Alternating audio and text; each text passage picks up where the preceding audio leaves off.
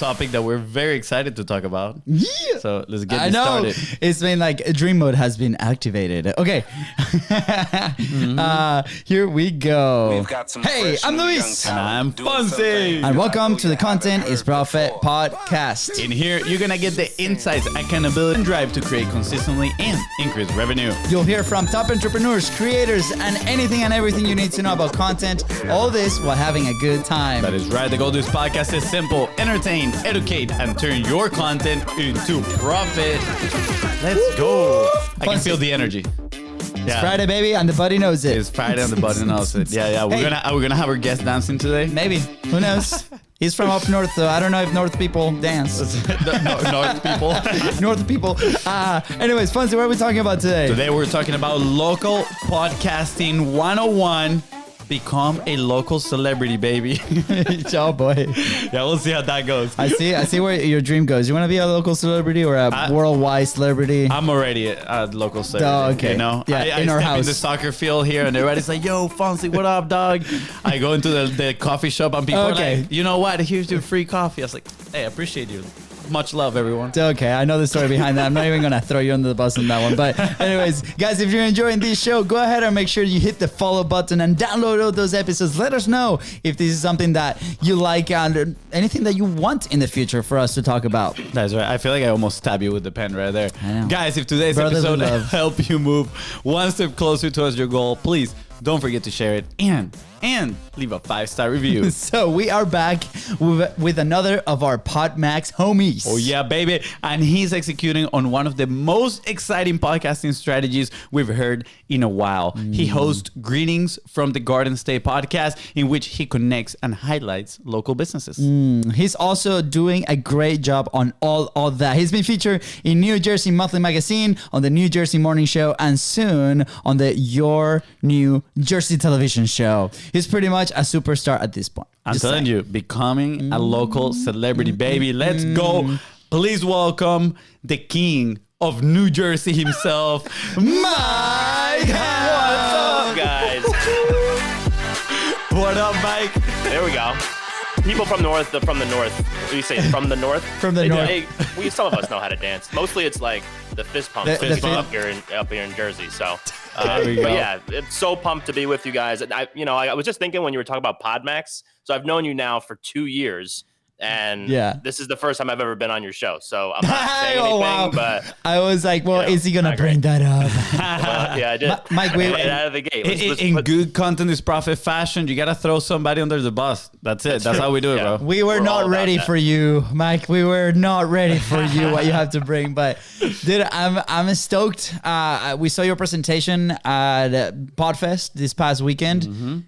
Just so you know, you were the one presentation that we went to. So Yeah, literally. I love that. And it was great, right? Lately, we've been like very picky on like what we actually consume and learn from. And there's been a dream in the pipeline for a while of a local podcast. And who better to talk about that than you, my man? And you reignited that fire to the point that it's going to be a reality this year. So thank you, man, for that, We're inspiration. gonna follow on the footsteps of the king of New Jersey. So, Mike, obviously, we were on your show. I remember your background, right? It was all Jersey stuff. Like, why a local show? So the old show, that was like a green screen that I had. That was a and green the screen. thing broke, and now I have to record out here. But so I think when I had my old show, The Morning Spotlight, which you guys were both on, and that show was successful and did its thing and served its purpose for me at that time. But it just eventually kind of became like a generic interview show. So like the people that I was having on weren't necessarily like specific to any particular industry. Like it started out real estate, and then it kind of just eventually got different. I had all sorts of people on that show, which was cool and a lot of fun. And then one night I was just like sitting home, couple drinks in, and I was like, what if I just started like a niche down show? And I was trying to think of like what that topic would be. And I was like, well, I've lived here basically my whole life. I've, grew up here. This state has made me who I am today. And I was like, what if I did a show about New Jersey? And then it was just a matter of like figuring out how to actually like put that show together and like what it looks like. And if we're going to do interviews, who we're going to interview. And it's evolved a little bit because we launched this one back in October 2021. So like a year and a half or so. A little bit less than that, but still like well over a year. Yeah. And it's been awesome, especially like the last few months where I've seen it really kind of like really pick up. Like it was always growing and it grew faster than the Morning Spotlight did. But and it's just been so fun. Just like I'm sure we're gonna get into it, like the way that I record and who I record with and all that kind of stuff. It's been awesome. Dude, that is fantastic. I'm curious on, you say you had your previous show.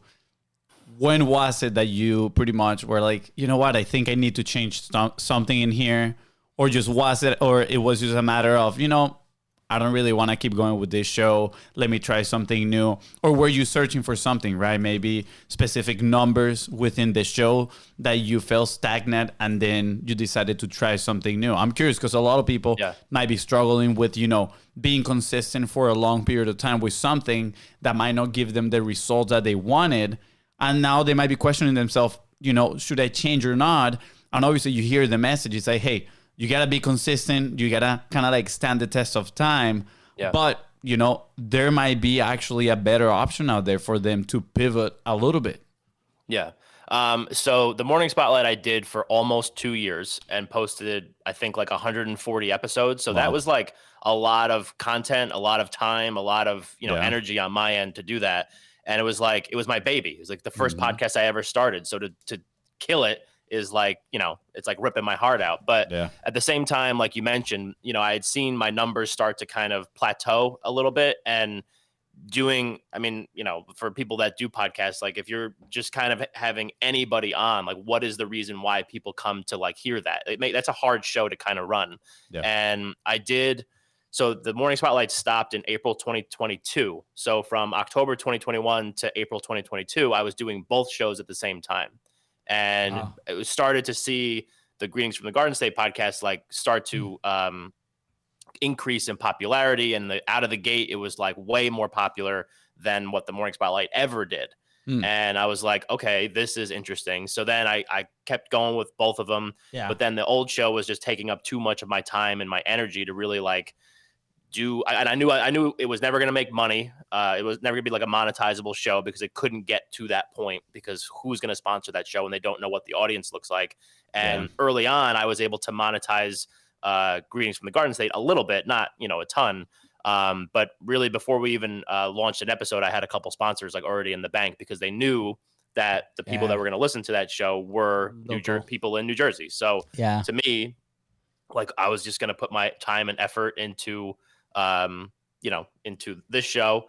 And, it sucks that the first show had to, bite the bullet, but it is what it is. Like, it's tough, but it definitely has worked out really well to where we are today. Yeah. I think there's a good lesson in there, which is maybe don't just jump ship immediately, but test. And we say with content as well, test, and then invest, right? So you were, okay, I'm going to do both at the same time. And once you saw one picking up steam, you're like, okay, well, it's time to move on and pivot into this one. But I'm guessing that if that one wouldn't have, picked up any steam, any momentum, you probably would have stayed with the old show, or maybe, keep doing both at the same time.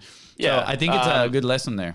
Yeah, for sure. I mean, I think maybe like I would have done, I either would have gone with this new show for a little bit and seen like what those first like 6 or so months were gonna like what was gonna happen those first 6 or so months. Yeah. But what I did was in April of 2022, so around the same time where I decided to stop doing the Morning Spotlight, I ran an in-person event at a brewery here in the town that I live in. Yeah. And I had like 75 people show up, and I was like, wow. And we were only 6 months in, and the show was popular, but not nearly where it is today, like almost a year later. Yeah. And I was like, okay, this is something that can be good for me because, like, you guys do a show and other podcasters do shows. And I think I mentioned this on stage down at Podfest, like the ability to go and see your audience, like literally see them, shake their hand, like talk to them face to face is something that I have an advantage of over most podcasts. Absolutely. Excuse me. And so like that was like a key indicator that I was onto something that was, going to be either profitable or something that was really going to start to pick up steam as I progressed with that. And then it just made the decision pretty easy because, most of my audience on the Morning Spotlight was were other podcasters. They were, you know, just other people that like, you know, I think I had built up like a decent reputation for myself in that world back then. And, you know, like maybe just the way that I handle an interview or the way I run a show is something that people can learn from. But ultimately, like the people that listen, I want them to be interested in like the content, you know, like who we're talking to and why that's important to them. So that was a big thing. And, you know, so all those things kind of coming together at that point, we're just like, this is the sign, you know, so like you gotta follow it. I want to highlight a couple of things, right, that you said. First off, you know, for a lot of people out there, you know, that first platform that you might launch or the first type of content that you might be able to produce for companies or individual creators even, right? That might not be the final thing that you're going to do, right? Like it will evolve. Like as you do this, right, it will continue to evolve. I mean, our show is 3 years now, but it has evolved quite a bit on the back end or who do we invite? Like, how do we use it for? Like, how do we do different things? And of course, that's going to do. And funny story for those OGs that remember when we first launched Contents Profit, we would record Contents Profit at 5, and then at 6 we'll record a Spanish podcast called The Mass Life Show. It was horrible. Oh, yeah, I do remember that. Oh boy, and you know, it might come back at some point, but it was horrible. Our Hispanic personalities were, you know, the world was not ready for that. But but that was great because we also, I mean, it wasn't a full year, but we did gather some feedback, and the Contents Profit grabbed traction very, very quickly, and we're like, perfect. That's the focus, right? We're gonna go there. Also, I want to highlight the fact that you decided, okay, instead of go the massive audience, right, we're going to talk to everybody, which everybody's like, I always wanted the attention of everybody. We now know that that's impossible, right? You decided and you committed to your community, the things that you love, the topics that you love, the relationships, the people that you know that are right next to you, and that creates an amazing connection. Like we saw all your pictures on your stuff on the meetup, and we're like, wow, how many marketers, how many people out there in the business world would love an event in a local brewery with 100 people that listen and consume and interact with your content, right? How many people would love to do that, right? And I think that's a massive win. And the fact that you were able to create that platform and create that space for them is amazing. Yeah, thank you. I appreciate that. Absolutely. Yeah, it's just been so nice. It's been so cool. Yeah, it's so kind. It makes me feel good. Love emoji, love emoji. Yeah. Yeah, I mean, like that's the thing. It's just like the fact that I was able to see those people and take the local businesses and other people that I've had on the show, and they were involved in that as well. So like they donated raffle prizes for me to use. Like the brewery donated the space for me to use. People donated like restaurants and stuff that I had on donated food. And so like we had, you know, probably 20 raffle prizes. We had like 7 places send food. The brewery's, you know, a really good space, like big enough to fit everybody. And everybody had a blast. And then we did it again back in October of this past year for our 1-year anniversary. We got like 110 people to show up to that. Yeah. So it's just like doing things like that is just, it's so cool to then like take your stuff, your content and what you're doing. And then, you know, from like what you guys do, I think also is interesting too, because then you could do something like that and have, you know, like a local business type of contingency in Jacksonville that supports you guys because of what you do.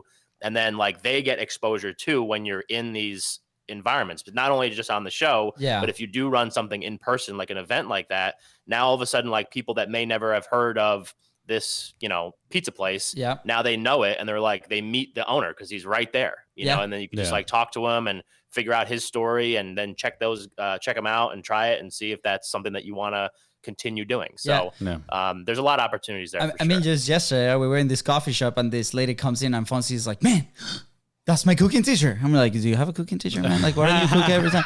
And like, I clarify, I do not have a cooking teacher, although I think it would be really, really cool. But my girlfriend gave me for my birthday a cooking class. I think it's a present a little bit more for her than for me. If I'm being honest, she loves cooking. And it's with this like Italian lady, and she literally popped up at the coffee shop we were yesterday. But all of a sudden we started talking to Diana, right? And we're like, hey, do you know these owners of this Italian restaurant that just opened where we live? And she said, well, it's a little far, but I know of them, right? And then immediately you make that connection, right? And then guess what? They're going to collaborate in some way. Like she puts events, like they could bring it, and it just brings that local aspect. And I come from the small business world, right? Like I ran fitness studios, so I understand how hard or how challenging can it be for a business owner that is also an operator, right? To get their message out. And I think this is why I feel this, like your project so deeply, and I love it so much, because that was the issue with all these businesses. They were so in it that, you know, somebody to come from the outside and come to their space, and we're going to talk about your production in a second, but to come to their space and share their story there and show, right? And then give them that exposure, I think is so massive. You're solving so many problems for that business owner. And the rapport, you know, we talked every single day in this podcast about the relationships that you build, the rapport that you're building and the value that you're building to them, and then connecting them with other people, I think is invaluable.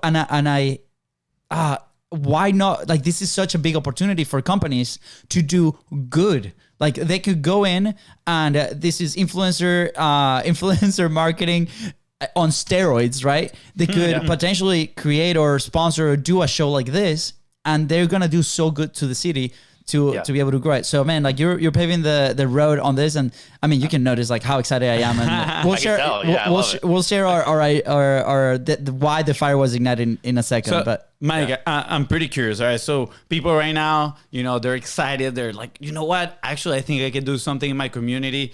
People love community. They get being involved, and I feel with podcasting, yes, you have big communities. You know, like Podfest.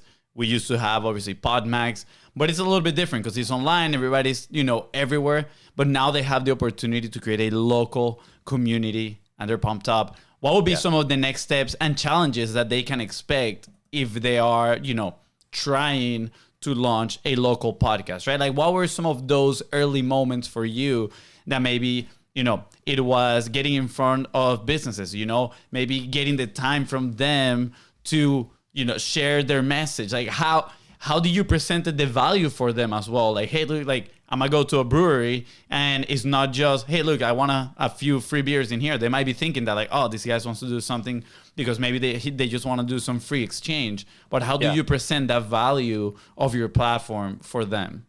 Yeah, that's a really good question. So I think I lucked out early on because the first 3 episodes that I dropped were two relatively popular places in the state. And then another guy that played football at Rutgers and then won a Super Bowl with the Patriots. So he had like a story to share about his experiences in the NFL and playing with the Patriots and winning a ring. And he loved like showing off the ring too, which is pretty well. So I think I did have a little bit of a leg up, but obviously I needed to present value to them out of the gate. So I think the way that I positioned it was, you know, like you're making it as easy as you possibly can on that business owner. And that's the way that I like to try to do it.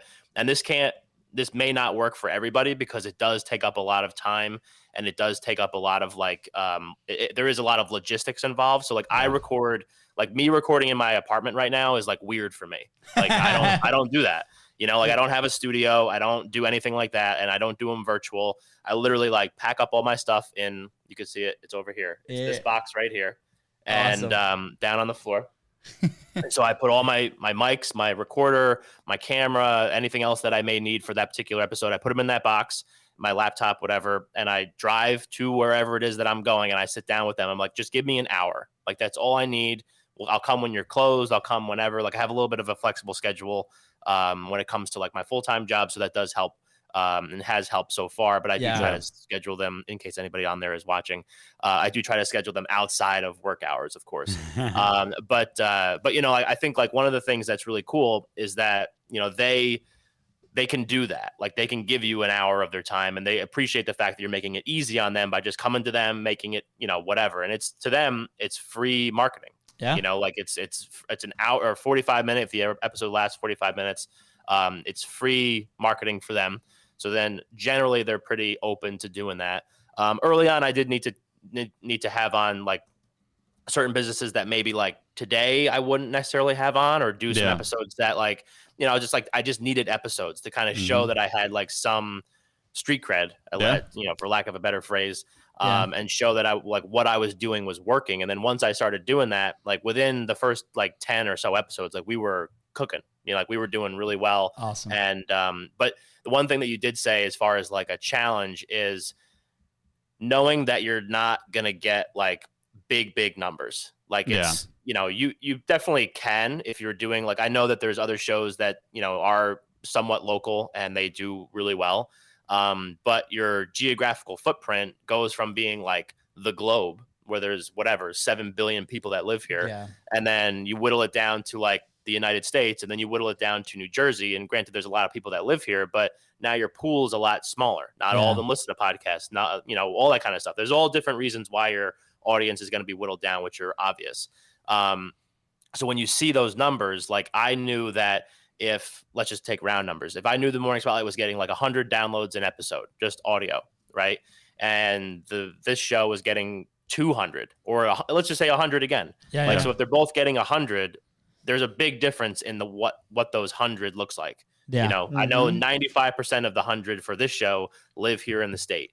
And then I know that I don't even know where most of them live. I mean, I do, but they're all spread out all over the place. So it makes it harder to kind of connect with an audience like that. And so, you know, I think like that's a challenge too, because people do, when you do start a show, like one of the things that you want to know is like, are people hearing what I'm saying? Like, so you're not just shouting into a vacuum and saying nothing, you know, like to nobody.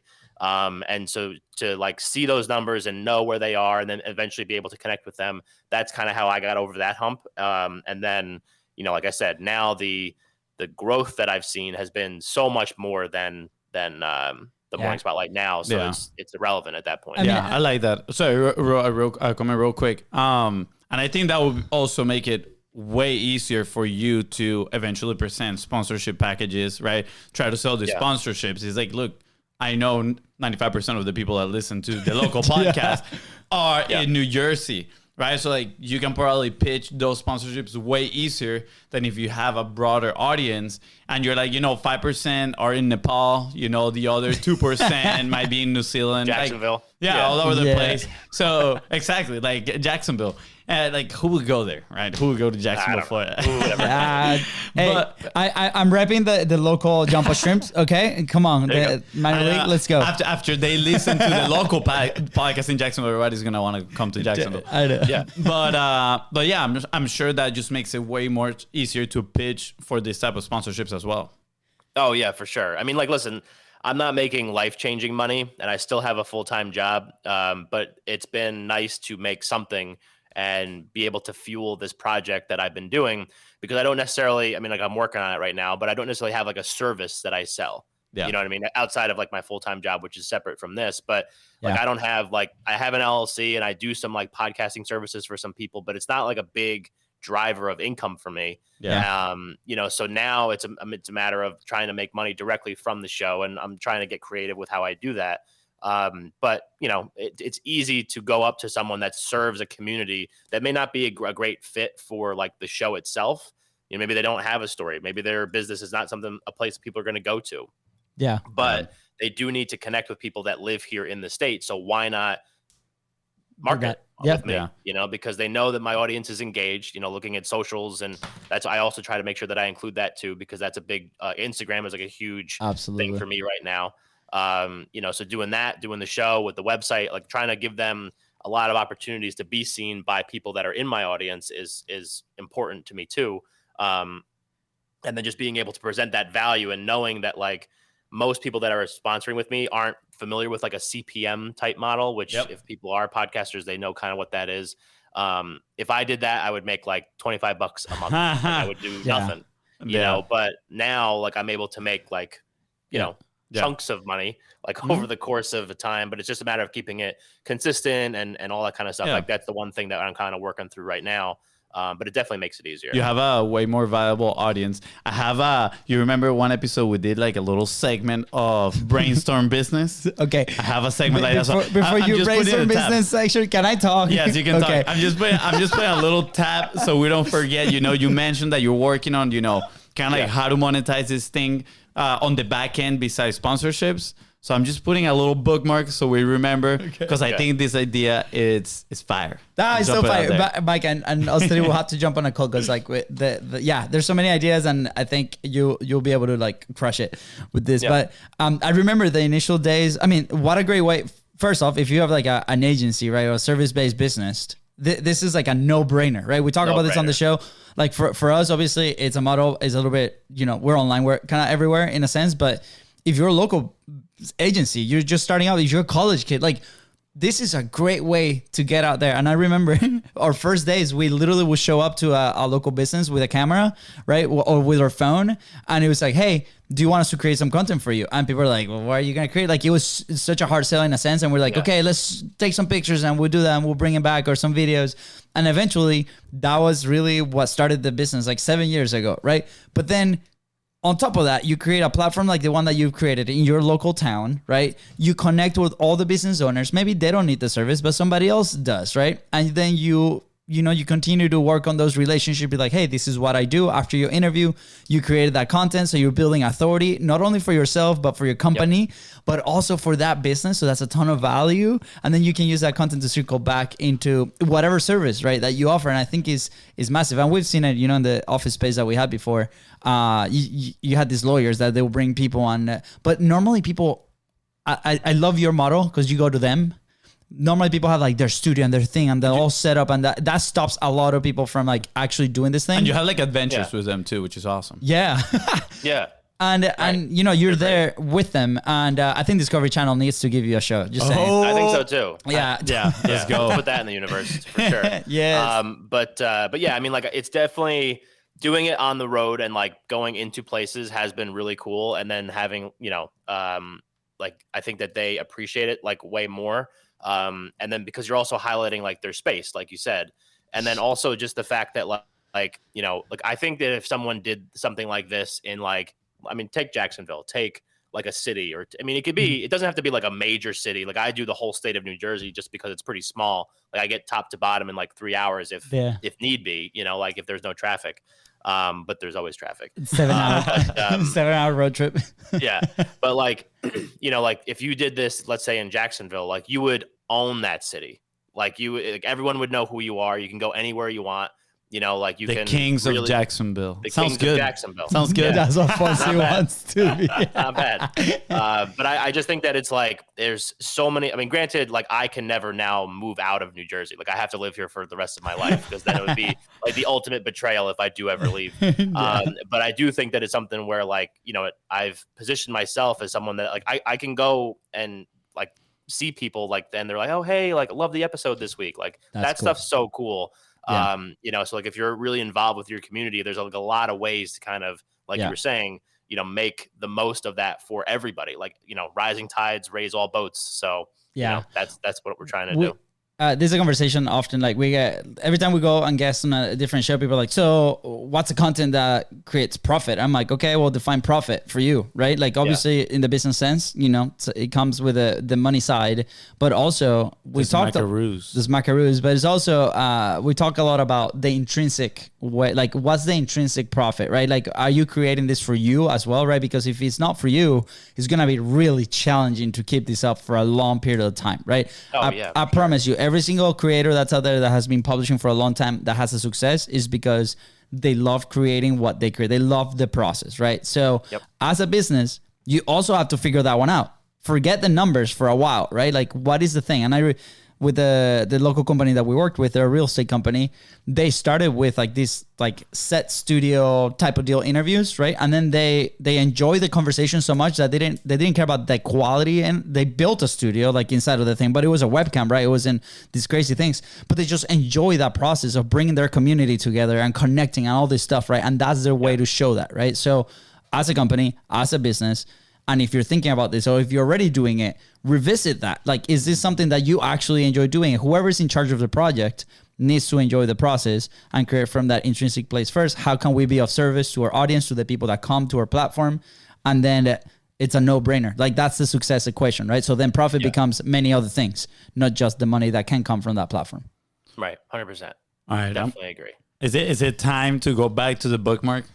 Sure. Yeah, I'll go back to the book. All right, if you can help me make some more money, I'm down. Let's go. We don't have a sound for this, but imagine we have a segment here. Brainstorm. Of course we do. What is it called? The brainstorm money time. I don't know. Something like that. All right. Brand new segment delivered to you by the BIZBROS. All right. So I got 2 ideas. You probably thought about these ones already, but if you have, let me know.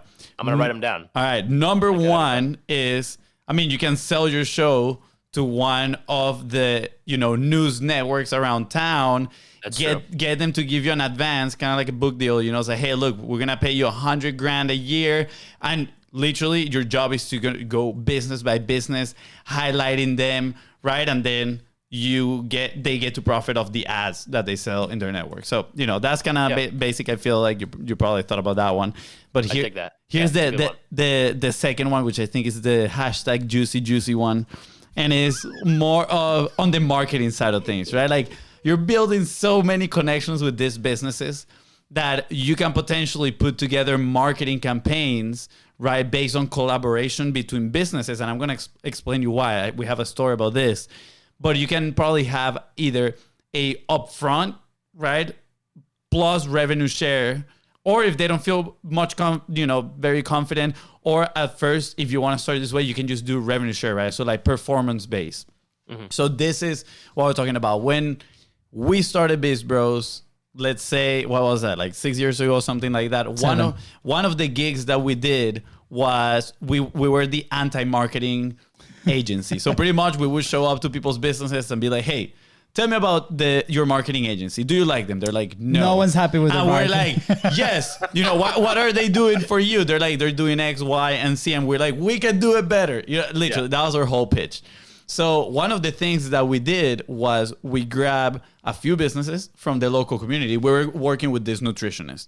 And we're like, okay, how do we grow your email list pretty fast and at the same time make you more money, right? Oh, actually, it was the nutritionist and we had kind of like a wellness center. So there were two of them involved. Yeah, but there were two different, we did it twice. So with the nutritionist was with the course. All right, cool. I'll tell the other one. No. I'll just go with the wellness center then. All right, so we grabbed the wellness center. We're like, okay, what are some businesses around here, the community, that, you know, kind of like complement your business, but they're not necessarily direct competitors to you. Yeah. And then we went and hit them all up and we're like, hey guys, we're going to do a massive giveaway, like, I don't know, 6 to 10K in prizes so we can get a whole bunch of people signing up, right? We're like, where can you donate? And they're like, well, we can donate like, 2 things of food. And we're like, no, think bigger. Yeah, like, no, we're like, bigger. Give them a free year of food, like whatever it is, right? Yeah. So we made this massive giveaway and then, you know, we leverage everybody's email list. We build all the emails, all the cadence. But then for the wellness studio, the goal was get people in the studio. So for them, we develop an offer. Say, hey, you participated in this.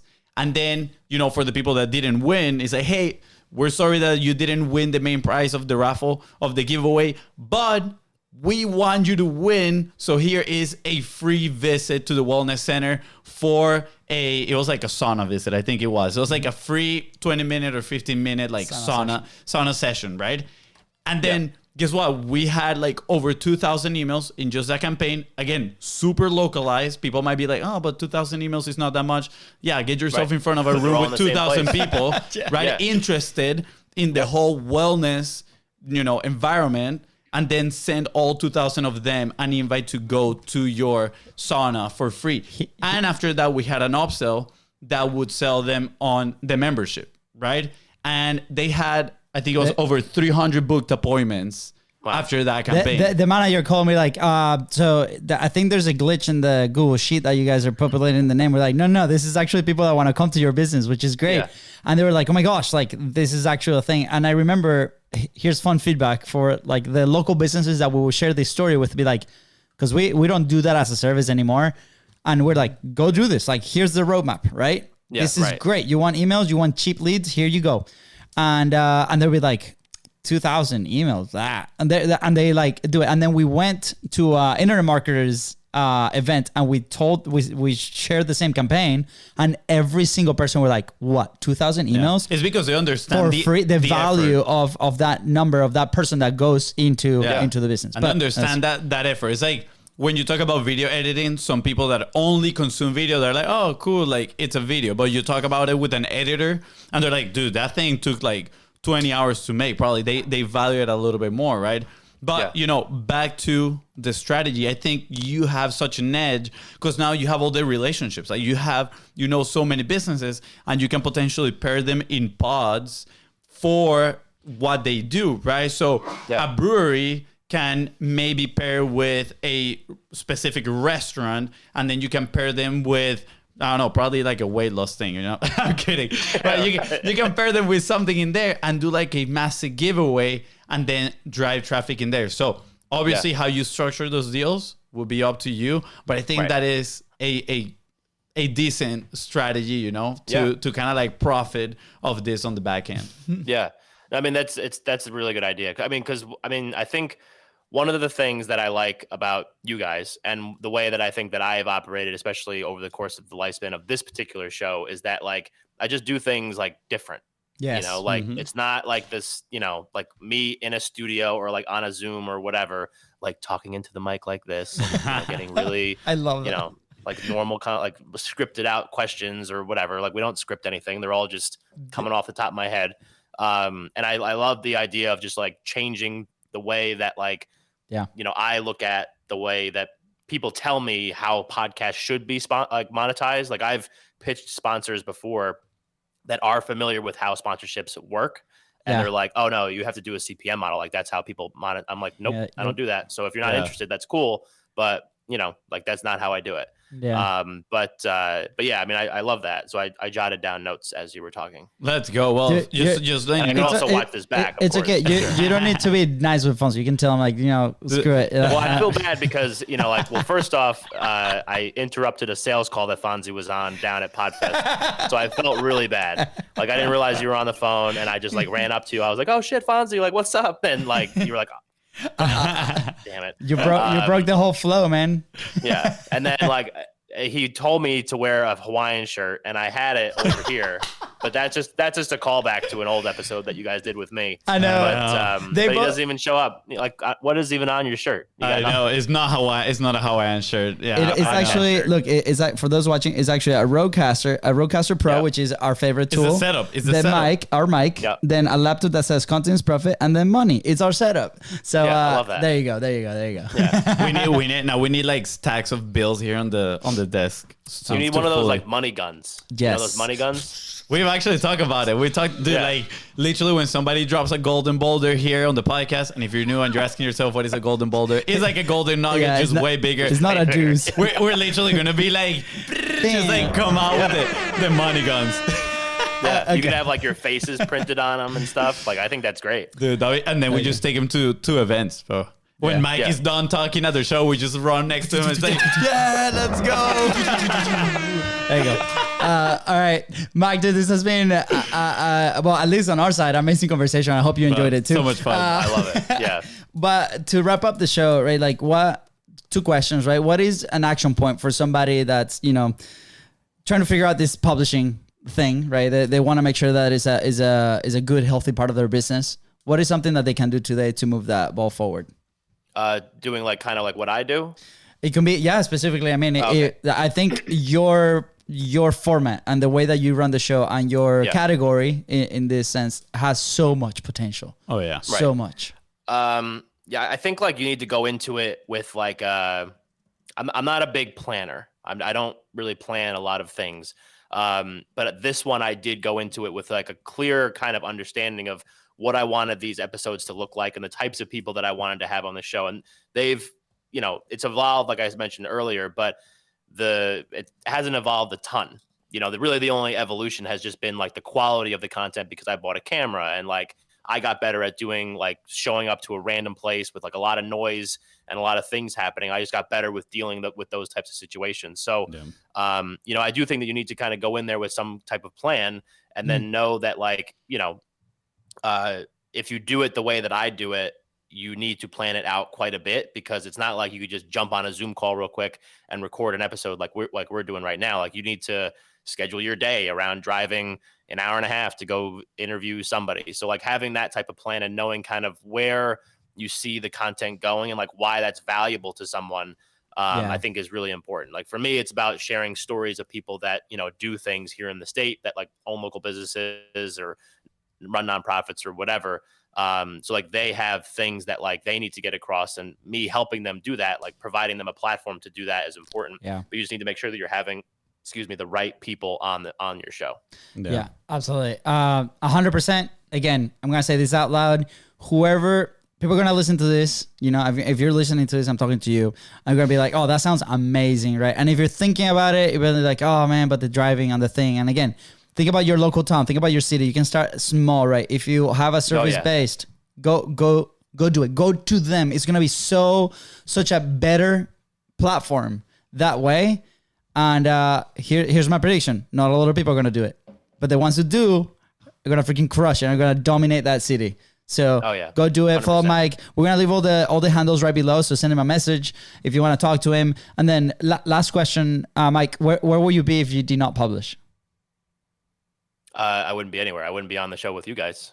Clearly the pinnacle of your career. Man. Yeah. I mean, I told you before, like January has been the peak. Like this is as popular as the show has ever been right now.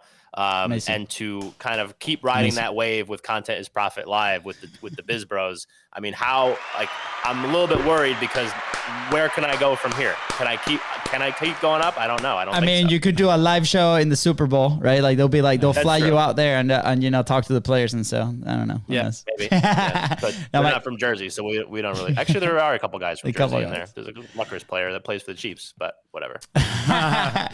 Dude, we're talking about soccer, right? The Super Bowl of soccer. Yeah. Oh yeah. Mike, you and me have to talk football. I became a big fan after the Jags won agained the Chargers. You know, that's it. He's watched 2 games. I became a fan. Right, that's all I needed. Fan. I come back 2 more games than you've watched. That is true. That is true.